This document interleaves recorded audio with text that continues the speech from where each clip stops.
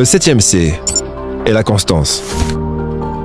La constance est cruciale. Vous pouvez avoir toutes les autres qualités, mais sans constance, cela ne sert à rien. La constance signifie que le travail fiable, régulier et prévisible est toujours largement supérieur aux poussées de brillance et aux moments de génie.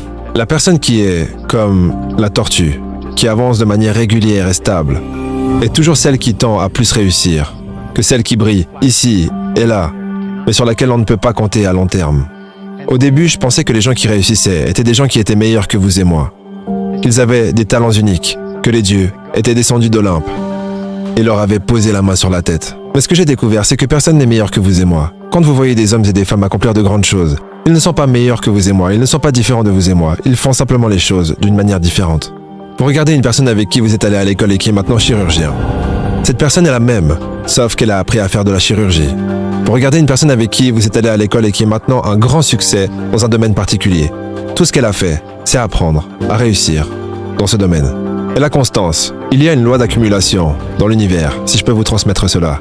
Une loi d'accumulation qui dit que même si vous faites 100 ou 1000 choses que vous ne voyez pas, elles finissent par s'accumuler et acquérir une force propre.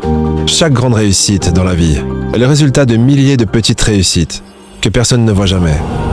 Mais chaque grand succès, à un moment donné, a été un échec. Ils ont échoué, encore et encore. Et tous les grands succès sont une histoire d'échec, échec, puis succès remarquable. Et on dit alors comme il est chanceux. Et même si vous ne voyez pas encore les résultats, soyez constant, continuez à travailler de manière régulière et constante.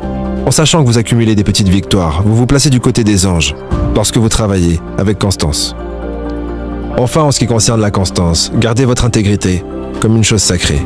Comme l'a dit Ralph Waldo Emerson, rien n'est plus sacré que l'intégrité de notre propre esprit.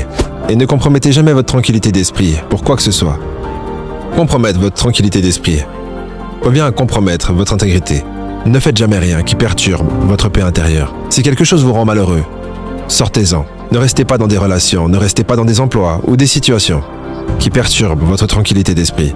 Car votre tranquillité d'esprit est le bien le plus précieux que vous ayez. Et une personne qui pratique la constance structure sa vie de manière cohérente afin que ce qu'elle fasse soit en accord avec qui elle est. Ce qu'elle fait, c'est vivre à la hauteur de ce qu'il y a de mieux en elle en tant qu'être humain.